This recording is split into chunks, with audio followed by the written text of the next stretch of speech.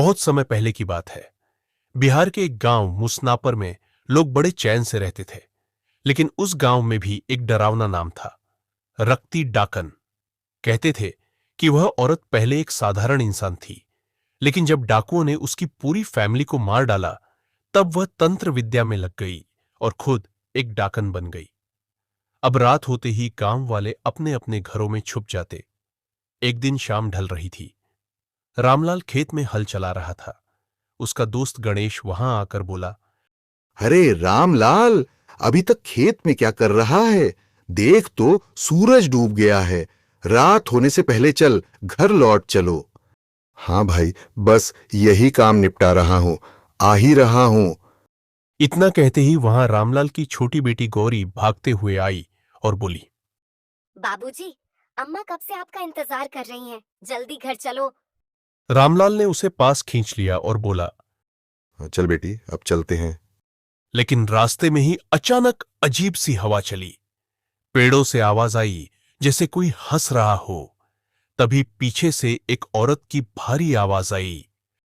रामलाल, भाग कहां रहे हो? दोनों पीछे मुड़े तो देखा, एक लंबी औरत, बिखरे बाल, लाल आंखें और हाथ में लोहे की जंजीर था, जिसे लोग रक्ती डाकन कहते थे। रामलाल की हालत खराब हो गई। हाय दैया, ये तो रक्ती डाकन है। रक्ती डाकन गुस्से में हंसते हुए बोली, हाँ हाँ हाँ, रामलाल, तू तो बच जाएगा। पर ये तेरी बेटी मुझे बहुत पसंद आई। आज से ये मेरी होगी। रामलाल हाथ जोड़कर रोने लगा। डाकन देवी, इसे छोड़ दो, ये मासूम है। लेकिन रक्ती ने गौरी की ओर हाथ बढ़ाया। गौरी चिल्लाने लगी, बचाओ बाबूजी, मुझे बचाओ। लेकिन तभी गौरी ने पास पड़ी लकड़ी उठाई और उस पर वार कर दिया। डाकन जोर से चीखी, हा! रामलाल किसी तरह गौरी को लेकर भाग गया। घर पहुंचते ही उसने सब बात पत्नी कमला को बताई। कमला डर से कांप गई और बोली, हे भगवान, अब तो वो औरत हमारी बेटी को कभी नहीं छोड़ेगी। हाँ, पर किसी को यह मत बताना। अगर गांव वालों को पता चला कि गौरी ने उस डाकन पर हाथ उठाया है, तो सब उसे उसके हवाले कर देंगे। लेकिन उस रात से गांव में अजीब घटनाएं होने लगी। हर रात एक एक लड़की गायब होने लगी।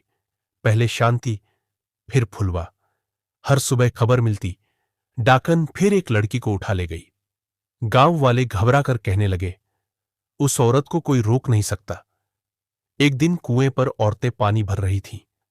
राधा ने कहा, सुना है डाकन बार बार एक ही लड़की का नाम ले रही है। कहती है, जिसने मुझे चोट पहुंचाई है वही चाहिए। यह सुनकर गौरी का चेहरा पीला पड़ गया। रात को उसने अम्मा से कहा, माँ, ये सब मेरी वजह से हो रहा है, मुझे ही जाना होगा। कमला रोते हुए बोली, नहीं बेटी, तू कहीं नहीं जाएगी। लेकिन डाकन ने उस रात फिर एक लड़की उठा ली। गांव वाले गुस्से से बोले, अब तो हमें सच्चाई जाननी ही होगी। सभी लड़कियों को मंदिर के सामने इकट्ठा करो।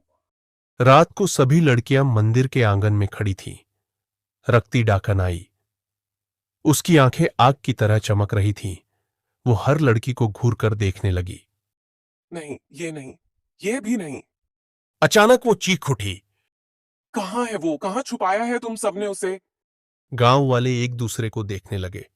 तभी किसी ने कहा, गौरी, गौरी तो आई ही नहीं है।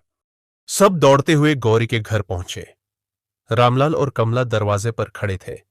गांव वाले चिल्लाए, उसे बाहर लाओ, वरना हमारी बेटियां रोज मरेंगी। कमला हाथ जोड़कर गिड़गिड़ाई।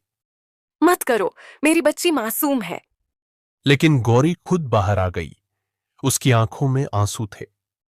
अगर मेरी वजह से गांव की लड़कियां मर रही हैं, तो मैं ही उसके पास जाऊंगी। गौरी को देखकर रक्ती डाकन पागल सी हंसने लगी। हाँ हाँ हाँ, मिल गई। आखिरकार मिल ही गई। अब तू हमेशा मेरे साथ रहेगी। लेकिन तभी गांव का बूढ़ा पंडित बोला, रुको, पहले इसे शादी करनी होगी, तभी ये तेरा हिस्सा बन पाएगी। डाकन मान गई और शादी की तैयारी करने लगी। लेकिन जैसे ही उसने हवन में आहुति डाली, उसका शरीर कांपने लगा। पंडित ने मंत्र बदल दिए थे और अग्नि की लपटें उठी। डाकन वहीं जलकर राख हो गई। गांव वाले खुशी से चिल्ला उठे। रामलाल और कमला अपनी बेटी गौरी को गले लगाकर रोने लगे। उस दिन के बाद से मुसनापर गांव में फिर कभी किसी डाकन का साया नहीं पड़ा। लड़कियां चैन से रहने लगी और लोग कहते हैं, जिस गांव में सबकी हिम्मत एक हो जाए, वहां कोई भी बुरी आत्मा टिक नहीं सकती।